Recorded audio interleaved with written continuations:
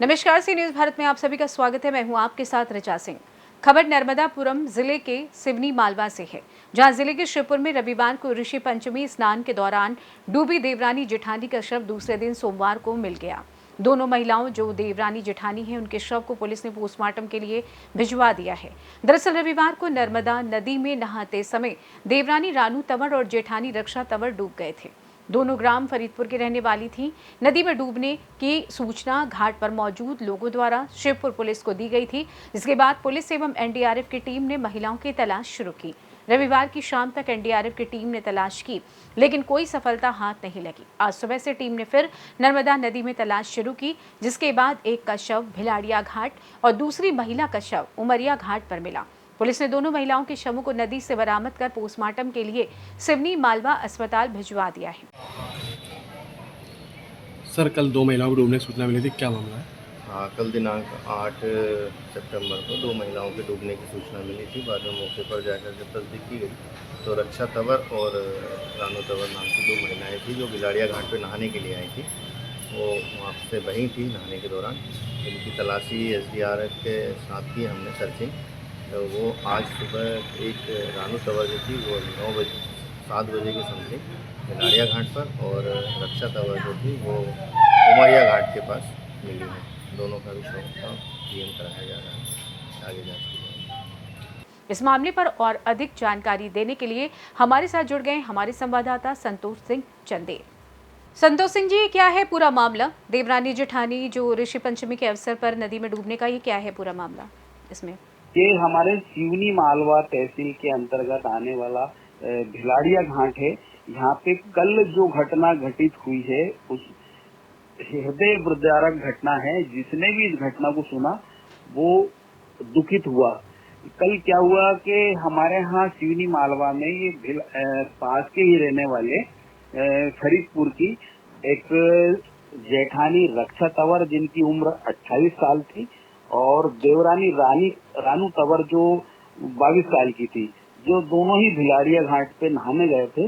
तो जैसे ही मतलब जेठानी जो थी कि डूबने लगी, तो उनको बचाने के लिए देवरानी रानू तंवर भी उनको बचाने के प्रयास में दोनों ही डूबने लगे।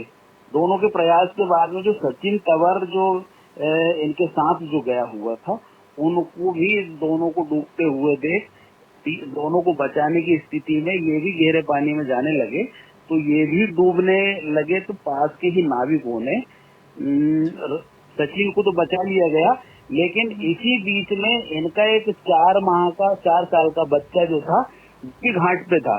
गनीमत ये रही कि वहाँ के जो प्रत्यक्षदर्शी लोग थे, वहाँ पे जो घाट पे भीड़ भाड़ थी, उन लोगों ने बच्चों को भी बचाया और सचिन को भी बचाया।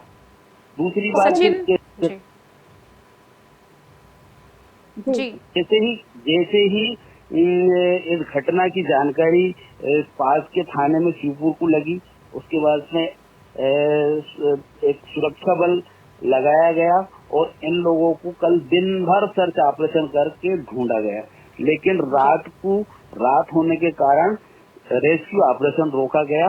आज इन दोनों की डेड बॉडी रानू जो जेठानी थी रक्षा तंवर की उमरिया घाट पर मिली, और देवरानी जो रानू तंवर थी उनकी भिलाड़िया घाट पे डेड बॉडी निकाल ली गई है। जी, ये जो इनके साथ गए थे सचिन, ये कौन है?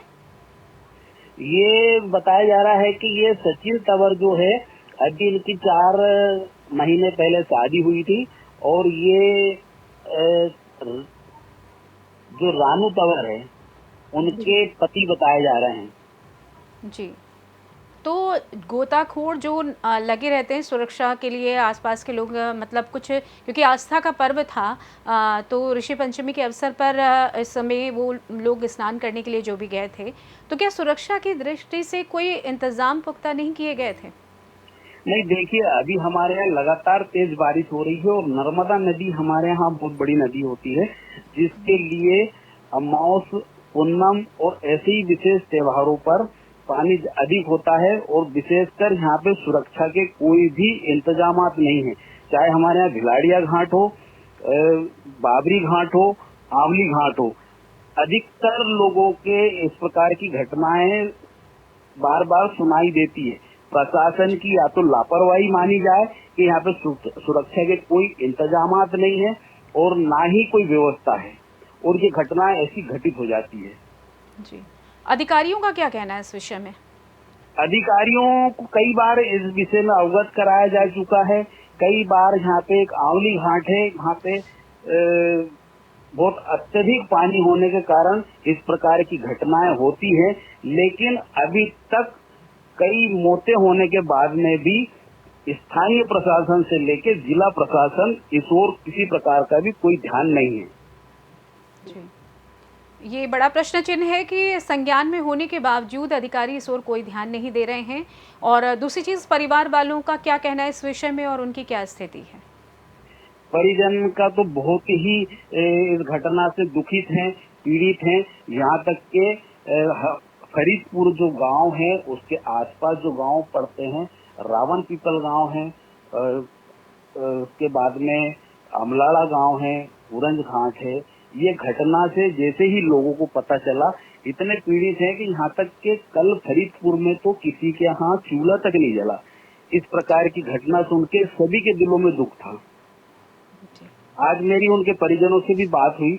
आज उनका पोस्टमार्टम यहाँ सिवनीमाला स्वास्थ्य विभाग में दोनों शवों का पोस्टमार्टम करके अभी कुछ देर पहले ही उन लोगों ने अंतिम संस्कार के लिए अपने गांव ले गए हैं। लेकिन जितने भी आसपास के 4-5 गांव के लोग, कम से कम हजारों की संख्या में, जैसे ही उनको पता चला वो सब अस्पताल की ओर आए और सभी कहीं न कहीं पीड़ित हैं और उनको इस पूरी घटना का बड़ा दुख हुआ है।